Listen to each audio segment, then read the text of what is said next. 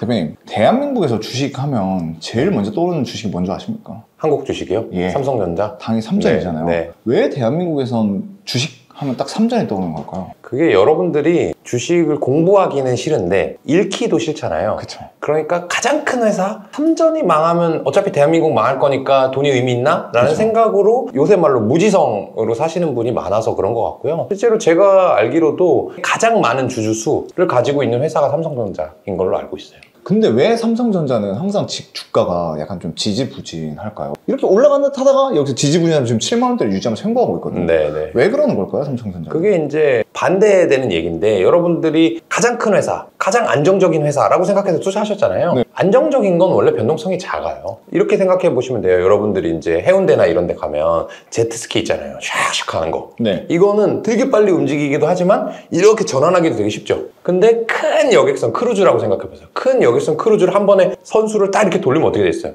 배가 쓰러지죠. 쓰러지죠. 그러니까 살짝 움직여야 되잖아요. 큰 배일수록. 삼성전자는 너무너무 큰 배이기 때문에 기업의 변화가 크게 일어나기 어렵고, 최근에 이 SK하이닉스 비슷한 일을 하는 회사잖아요. 둘 다 네. 반도체 회사인데 SK하이닉스는 또 삼성전자의 몇 분의 1 토막밖에 안 되는 작은 회사입니다. 상대적으로. 네. 그러니까 변동성이 오를 때도 많이 오르고 떨어질 때도 많이 떨어지는 거고, 삼성전자는 오를 때도 좀 덜 오르고 떨어질 때도 좀 덜 떨어지는 모습을 보이는 거죠. 생각을 해보면 20년 전에 삼성전자는 이 정도의 대한민국에서 1등 회사는 아니었잖아요. 네. 그럼 그때는 많이 올랐다가 이제 어느 정도 큰 기업이 되면서 이 변동성이 좀 줄어들었다 이렇게 또 볼 수 있는 건가요? 상대적으로 그렇고요. 근데 그때도 우리나라 1등 기업이긴 했어요. 오. 근데 시가총액이 점점 커진 거죠. 그 얘기는 뭐냐면 이 회사가 정말 경영을 잘해왔다라는 거고, 전 한 10년에 한 번씩 우리나라 1등부터 10등 기업을 조사를 해봐요. 그러면 계속해서 1등이었던 놈은 삼성전자밖에 없어요. 나머지는 2등부터 10등까지 있잖아요. 되게 우량주일 것 같잖아요. 네. 근데 맨날 바뀌어요. 맨날 바뀌고 2등이었던 놈이 10등 바깥으로 떨어지기도 하고. 어떻게 보면 카카오라는 회사는 20년 전에 없었던 회사거든요. 근데 지금 시가총액이 되게 큰 회사로 바뀌기도 하잖아요. 그런 큰 변화들 속에서 그래도 묵묵히 1등의 자리를 지킨다는 게 사실 제일 어렵겠죠. 전교 1등이 제일 힘들걸요? 제일 외롭고. 맞아요. 그러니까 저는 오히려 삼성전자를 그래서 더 응원해야 된다라고 봐요. 삼성전자는 하여튼 우리나라에선 진짜 좀 인정해줘야 된다, 알아줘야 된다, 이렇게 봅니다. 그럼 대표님은 삼전을 사신 적이 있으신가요? 제 개인 돈으로 산 적은 한 번도 없습니다. 참 아이러니하네요. 아까 삼선을 그렇게 칭찬하긴 했지만 개인은 안 산다. 이제 응원한다고 했지, 네. 그게 수익률이 가장 높다고 하지 않았어요. 네. 그래서 저는 이제 사진 않았고요. 저는 그거보다는 좀 더 높은 수익률을 목표로 해요. 근데 저희가 목표로 하는 수익률은 연에 20%를 목표로 하기 때문에 그것보다는 조금 더 가볍고 작은 회사지만 주가가 오를 수 있는 그런 회사들을 주로 찾으려고 해서 안 사봤고요. 근데 그렇다고 해서 삼성전자보다 내 수익률이 높냐? 그렇진 또 않아요. 삼성전자나 살 걸 이런 생각한 적도 되게 많습니다. 흔히 그런 말 있잖아요. 안정적이고 업계에서 1등인 것들을 여러 개 그냥 몇 개 사놓고 적립식으로 계속 사놔라. 네네. 저는 그것보다 더 좋은 방법이 있다면 1등부터 10등 계속 바뀐다고 했잖아요. 삼성전자 제외하고는. 그래서 예전에 보면 한 20년 전에 보면은 현대중공업이라는 놈이 되게 큰 회사였거든요. 배 만드는. 근데 지금은 뭐 날아갔어요. 네. 10년 전에는 아모레퍼시픽이라고 하는 놈이 화장품 중국에서 팔면서 대장이었거든요. 그쵸. 또 날아갔어요. 카카오도 되게 많이 올랐다가 또 되게 많이 빠졌잖아요. 그러니까 여러분들이 그냥 탁 집어가지고 이거 우량주니까 나는 이거 그냥 사야지, 오래 묵혀놔야지, 적립식으로 해야지 하는 건 의외로 위험해요. 의외로 위험하기 때문에 같은 로직이지만 좀 더 쉬운 방법은 지수 ETF 사는 거예요.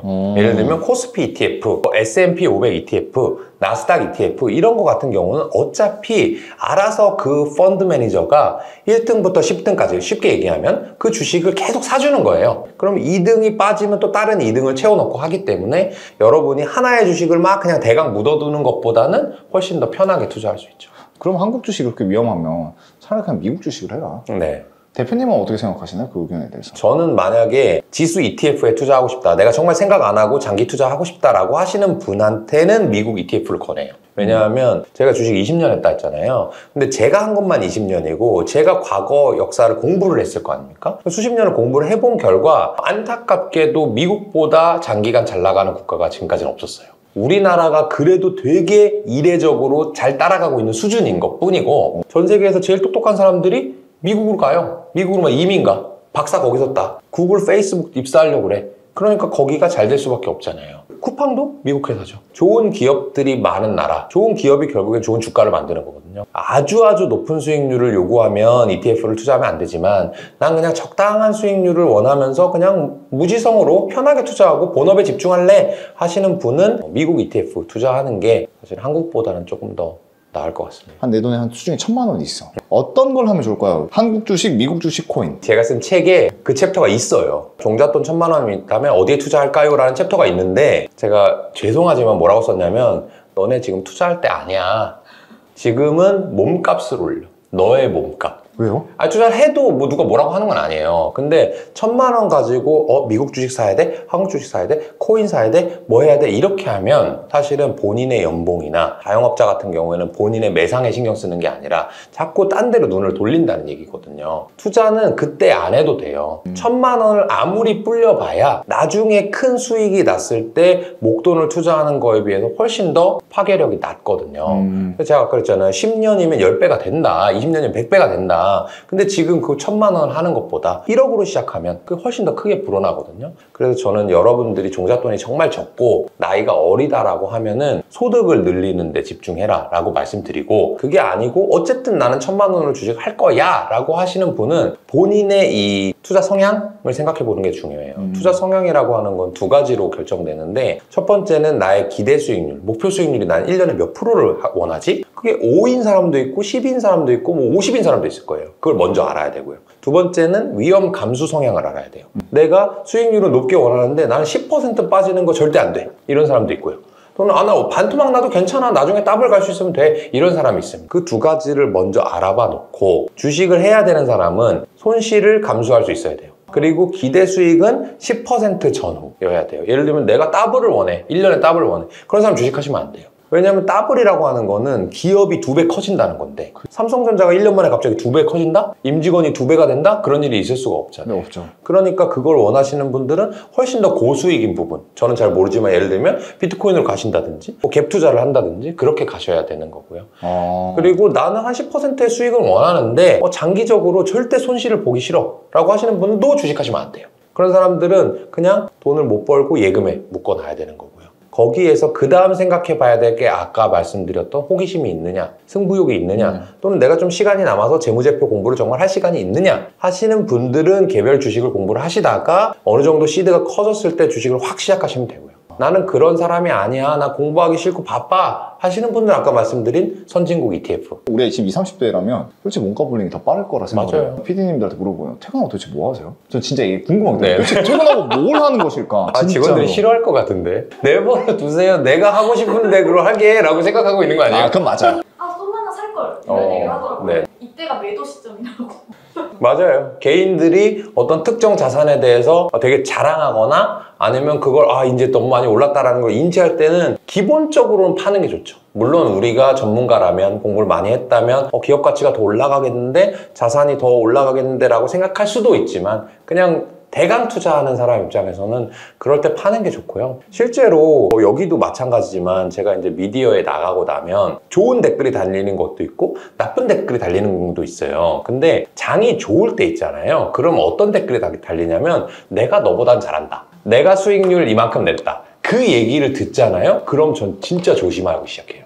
내가 30% 내서 난 잘했다고 생각했는데 개인 투자자가 50% 냈다, 100% 냈다 라고 하는 것은 정말 과열 국면이구나 라고 해서 조심해야 된다라고 생각하거든요. 그리고 뭐 식당이라든지 특히 엘리베이터 같은 데 보면 요새 이제 스마트폰으로 코인이나 주식 많이 보시잖아요. 그때 조심 되게 많이 해야 되고, 내가 이렇게 밥 먹고 있는데 뒤에서 야 엔비디아가 있잖아, 누가 이제 자랑할 때 있잖아요. 주식을 내가 이거 알아봤는데, 그 사람들은 마치 돈 번 걸 자랑하면 약간 쪽팔리니까 있어 보이는 척을 해요.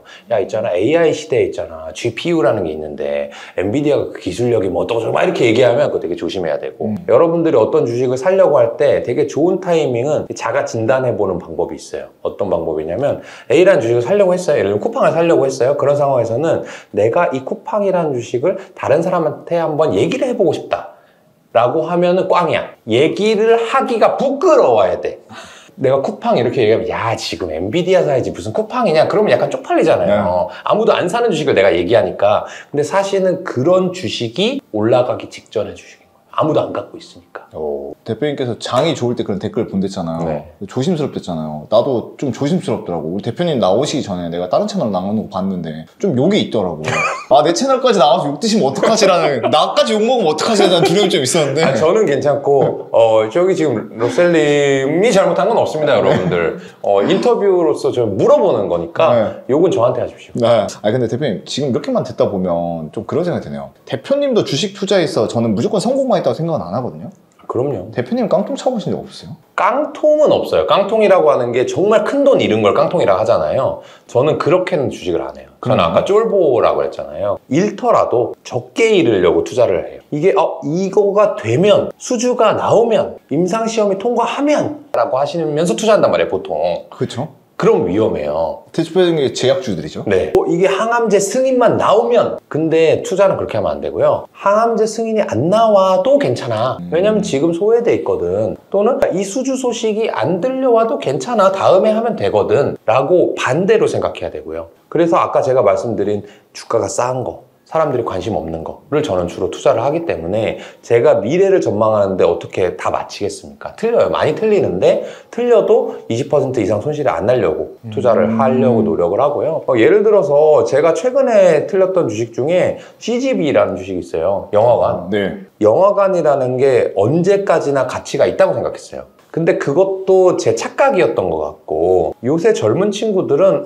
굳이 대작을 봐야 돼? 저희 회사 젊은 직원들 많은데 너무너무 아직도 이해가 안 되는 게 스마트폰으로 영화를 봐요. 그 친구들은 넷플릭스를 근데 이걸로 본대요. 야, 그거 눈 안 아파?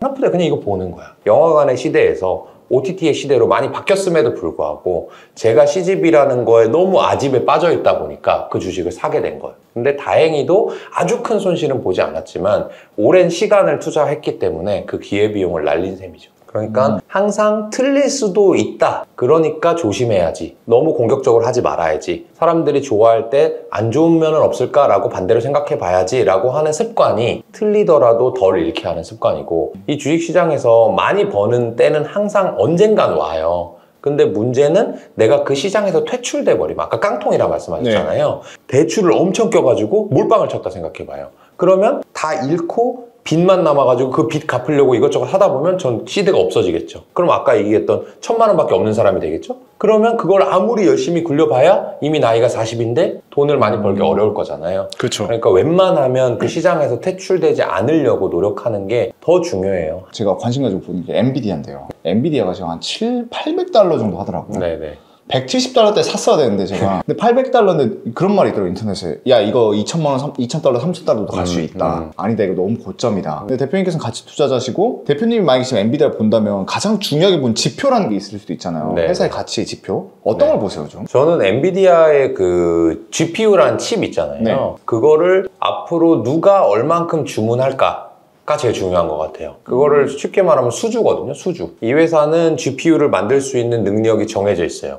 주문이 너무 많으면 바로바로 공급을 못 해주거든요. 근데 얼마만큼 주문할 거고 그거를 몇 년 동안 할 수 있을까 중요하다고 보고요. 네. 그게 아주 오랜 기간 주문을 해도 될 만큼 상황이 좋으면 엔비디아는 더 오를 수 있을 거고, 그렇지 않고 이제 주문 어느 정도 했는데 이제 우리도 다른 거 내가 직접 만들 수 있는데 라고 빅테크들이 생각하기 시작하면 위험한 국면이 될 수도 있습니다. 근데 저 같으면 사실은 엔비디아보다는 더 좋은 AI 주식들이 더 많다고 생각을 하거든요. 예를 들어서 엔비디아는 하드웨어예요, 하드웨어. 칩을 파는 거죠. 근데 그거 말고 소프트웨어 회사가 저는 또 조금 더 좋아 보이거든요. 네. 소프트웨어 회사들은 AI가 많이 사용됐을 때 뭔가 제품을 원재료를 들여서 만든 다음에 팔고 할 필요가 없어요. 아까 우리가 마이크로소프트라든지 어도비 얘기를 했잖아요. 이런 것들은 AI를 도입함으로 해서 고객들을 더 종속시키게 만들고 계속 그 가격을 올리고 결국 수익을 더 많이 볼 수 있거든요. 그러면 고객이 주문을 많이 하냐, 재고가 많이 남아있냐 이런 거를 별로 판단할 필요가 없기 때문에 엔비디아 너무너무 좋은 주식이지만 지금과 같이 많은 사람들이 엔비디아에 주목할 때는 비슷한 결에 있지만 다른 소프트웨어 쪽으로 시각을 옮겨보면 어떨까 하는 생각을 가지고 있어요. 근데 대표님은 혹시 그런 지표 중에 PER, ROE, PBR PBR 이런 거 잘 안 보시나요? 아니요, 봅니다. 보는데 네. 엔비디아도 제가 투자를 하려면 PER을 봐야 돼요. PER을 보고 투자를 할 건데 여러분들이 그냥 네이버에다가 쳐가지고 나오는 PER 있잖아요. 이건 안 봐요, 저는. 오. 왜 그걸 안 보냐 하면 지금의 PER이거든요. 지금의 PER은 뭐냐면 지금의 주가하고 지금 이 회사가 벌어들이는 이익을 기준으로 하는 거예요. 네. 근데 엔비디아는 우리가 왜 투자하고 싶냐면 미래에 AI가 많이 쓰이면 엔비디아의 GPU 칩이 많이 팔릴 거니까 미래 얘기잖아요. 미래 그쵸? 얘기. 그러면 미래의 이익을 얼마 벌지가 중요해요. 지금까지 번 이익은 별로 중요하지 않아요. 이제 손절을 하고 나서 조금 회복이 어렵더라고요. 네. 이 회복을 하기 위한 마음까지. 그게 저도 돈 잃고 나면 되게 마음 안 좋아요. 그리고 뭐 어떤 방법을 뭐 요가를 하면 뭐 마음이 회복되나 그런 거 없어요. 없고 그냥 견뎌야 됩니다. 근데 그냥 가만히 앉아서 잊을 때까지 견디는 게 아니고 소주 먹고 그냥 한잠 자는 게 아니고 내가 왜 틀렸지? 뭘 잘못했지? 라고 복기를 하는 사람은 발전이 있어요. 같은 실수를 안 하면 되거든요. 좌우명 중에 하나가 뭐냐면 일신 우일신이에요. 하루하루 새로워진다.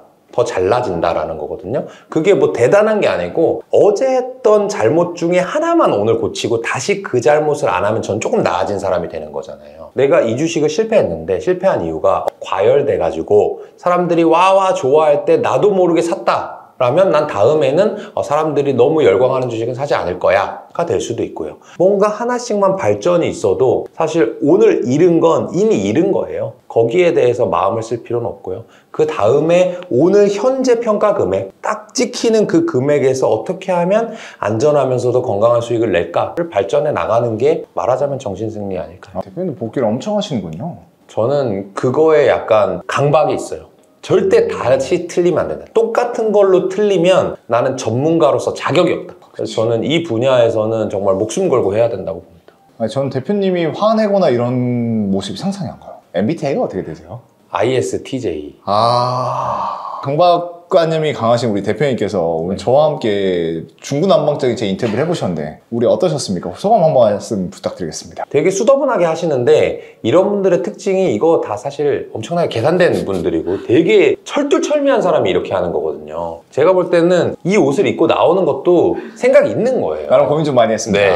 아니 대표님이 다른 채널 보니까 사회봐요 후드티 입고 있길래 왠지 그거 입으실까봐 맞춰야겠다 나도. 네. 근데 제가 한마디 꼭 드리고 싶은 건 뭐냐면 안 좋을 때가 지나가면 꼭 좋을 때가 오거든요. 여러분들 좋을 때 안 좋을 때 둘 다 봤습니다.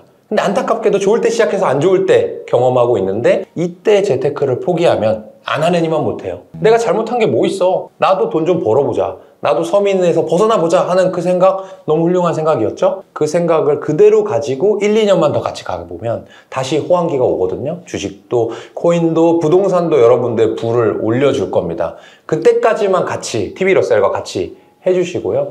그 다음에 우리가 즐거운 생활 누리도록 했으면 좋겠습니다. 한 번 더 설명하면 이 우리 김현주 대표님이 쓰신 이 사회마요 저도 개인적으로 다 읽어봤고 괜찮은 책이고요. 관심 가지고 궁금하신 분이라면 내 돈 주고 세전 가서 하는 게 제일 좋습니다.